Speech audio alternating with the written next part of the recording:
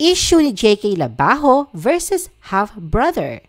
Sa isang panayam sa YouTube channel ng kapamilya journalist si Karen Davila, bahagi ng panayam ang kwento ng buhay ni JK, ang tungkol sa kanyang mga magulang at sa kanyang lola na siya nagpalaki sa kanya. Ibinahagi ni JK na iniwan siya ng kanyang ina sa kanyang lola, ngunit naiintindihan niya ito. Anya, bata pa raw noon ng kanyang ina at nauunawaan niyang nais pa nitong mabuhay ng malaya.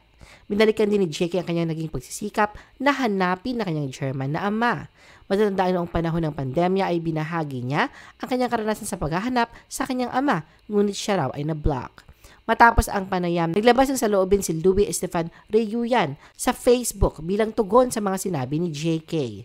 Ayon kay Stefan, mula December 2024 hanggang January 2025 ay tinangka niya makipag-ugnayan kay JK upang pag-usapan ang desisyon ng singer na ilipat ang mga labi ng kanilang ina nang hindi ipinaalam sa kanila.